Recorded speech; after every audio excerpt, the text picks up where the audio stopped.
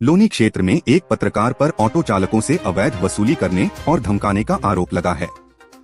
पीड़ित चालकों राजवीर सिंह, अनुज गुप्ता और रहीसुद्दीन ने डीसीपी ग्रामीण अंकुर बिहार को दी शिकायत में बताया कि आरोपी संतोष चौहान खुद को इंडिया न्यूज का प्रतिनिधि बताकर उनसे 3000 रुपए प्रति ऑटो मासिक सुविधा शुल्क की मांग करता है।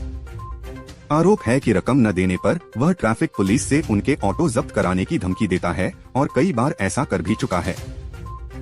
घास मंडी पट्टी मेहर स्थित महर्षि वाल्मीकि मंदिर में वाल्मीकि जयंती के अवसर पर सारथी वेलफेयर फाउंडेशन द्वारा एक विशेष कार्यक्रम का आयोजन किया गया। कार्यक्रम में श्रद्धालुओं और स्थानीय नागरिकों की उपस्थिति ने वातावरण को भक्ति और उत्सव से सराबोर कर दिया।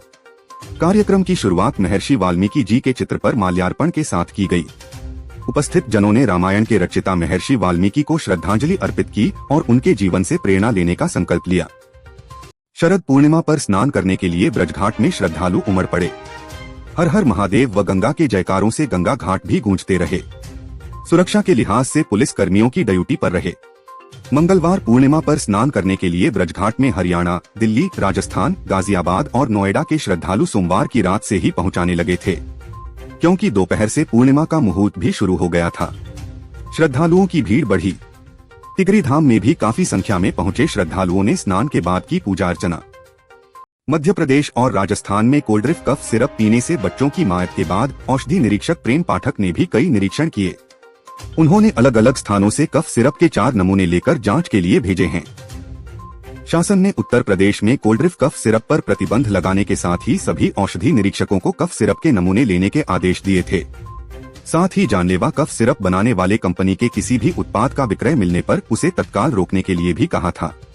इसी के तहत सोमवार को औषधि निरीक्षक ने कई मेडिकल स्टोर, जिला अस्पताल और दवा बनाने वाली कंपनियों की मैन्युफैक्चरिंग यूनिट का निरीक्षण किया। MIT की 2 छात्राओं ने अंतर्राष्ट्रीय स्तर पर संस्थान का नाम रोशन किया है। BTech computer science engineering data science की छात्रा नंदिनी तथा BTech computer science engineering artificial intelligence की छात्रा वंशिका वशिष्ठ का चयन Taiwan external trade development council में हुआ है। Taiwan external trade development council Taiwan सरकार द्वारा प्रायोजित एक प्रतिष्ठित गैर लाभकारी व्यापार संवर्धन संस्था है, जो अंतर्राष्ट्रीय व्यापार और व्यावसायिक सहयोग को सुदृढ़ करने के लिए कार्य करती है। नगर सैफनी में मंगलवार को भगवान वाल्मीकि जयंती के अवसर पर भव्य शोभायात्रा का आयोजन किया गया। शोभायात्रा का शुभारंभ मुख्य अतिथि नगर पंचायत सैफनी के चेयरमैन फैजान खान ने फीता काटकर किया। इस अवसर पर नगर में धार्मिक उत्साह और सौहार्द का माहौल देखने को मिला। शोभायात्रा में भगवान वाल्मीकि, लवकुश, हनुमान जी, माता सीता, काली अखाड़ा और राधा कृष्ण की आकर्षक झांकियों के साथ बैंड, आतिशबाजी, ढोल-ताशों की धुनों ने माहौल को भक्तिमय बना दिया। महर्षि वाल्मीकि ने रामायण द्वारा न केवल मर्यादा की मूर्ति श्री राम के चरित्र की रचना की, बल्कि उन्होंने उस समय के समाज में स्त्री जीवन की समस्याओं का यथार्थ चित्रण भी किया। महर्षि वाल्मीकि ने अपने कृतित्व के जरिए समाज को एकता के सूत्र में बांधने का कार्य किया। मंगलवार को क्षेत्र में महर्षि वाल्मीकि जयंती धूमधाम से मनाई गई। मसौली चौराहे पर उत्तर प्रदेश सफाई कर्मचारी संघ के पूर्व ब्लॉक अध्यक्ष सचिन वाल्मीकि की अगुवाई में वाल्मीकि जयंती धूमधाम से मनाई गई।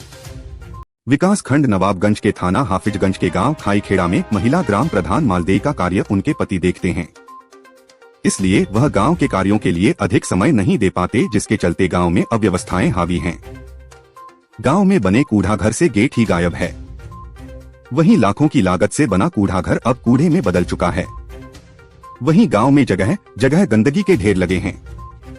सरकारी स्कूल के ठीक सामने गंदगी के ढेर स्वच्छ भारत मिशन अभियान का मुंह चिढ़ा रहे हैं। ग्रामीणों ने सफाई व्यवस्था दुरुस्त करवाने की मांग की है।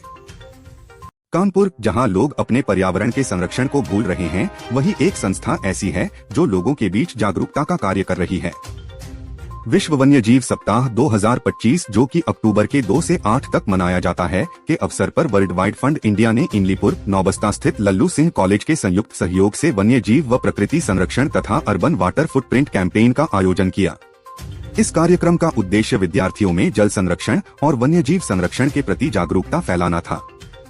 मैनपुरी उपायुक्त उद्योग उत्कर्ष चंद ने बताया कि आयुक्त एवं निदेशक उद्योग उत्तर प्रदेश व्यापार प्रोत्साहन प्राधिकरण ऊपर के पत्र के क्रम में गत माह दिनांक India exposition mart limited greater Noida में आयोजित U0P0 इंटरनेशनल ट्रेड शो 2025 की भांति D09 से 18 अक्टूबर 1925 तक प्रदेश के प्रत्येक जनपद में U0P0 इंटरनेशनल ट्रेड शो 2025 स्वदेशी मेला आयोजित किए जाने के निर्देश प्रदान किए गए हैं, जिससे कि हस्तशिल्पियों, कारीगरों, उद्यमियों द्वारा स्थानीय स्तर पर उत्पादित किए जा रहे उत्पादों के विपणन एवं दीपावली महापर्व के अवसर पर आम जनमानस को स्वदेशी वस्तुओं की खरीदारी का अवसर प्राप्त हो सके।